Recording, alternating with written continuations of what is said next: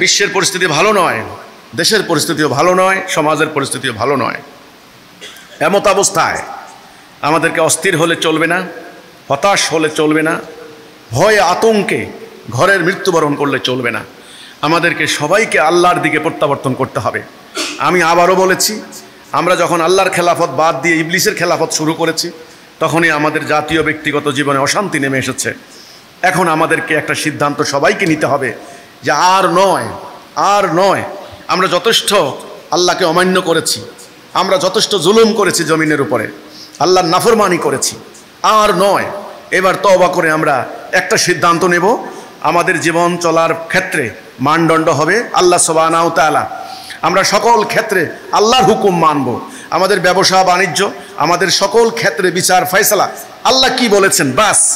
যেটা আল্লাহ হারাম করেছেন সেটা, যেটা আল্লাহ হালাল করেছেন সেটা আমরা নেব।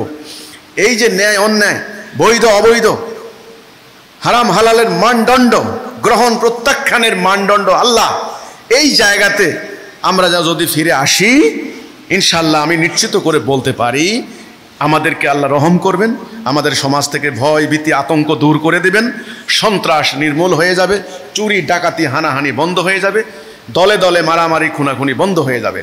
তখন পুরো সমাজ হবে একটা সমাজ।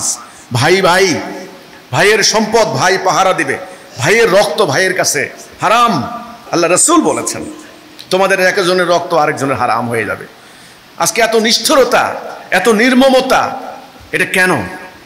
তো কাজেই এই নিষ্ঠুরতা, এই নির্মমতা বন্ধ করতে হলে, এই অপরাজনীতি বন্ধ করতে হলে আজকে আমাদেরকে তাড়াতাড়ি এই সত্য দিনুল হকের মূল রূপরেখায় ফিরে আসতে হবে এবং তাওহীদের উপরে ঐক্যবদ্ধ হতে হবে। আমাদের জাতি হবে একটা, আমাদের নেতা হবেন একজন, আমাদের হুকুম চলবে আল্লাহর হুকুম। আমরা তওবা করে আল্লাহর দাসত্ব করব, আল্লাহর খেলাফত করব, আল্লাহর ইবাদত করব। তবে মানব জাতি শান্তিতে ঘুমাতে পারবে এবং নিশ্চিন্তে পথ চলতে পারবে, সে যেই ধর্মের যেই বিশ্বাসী হোক না কেন।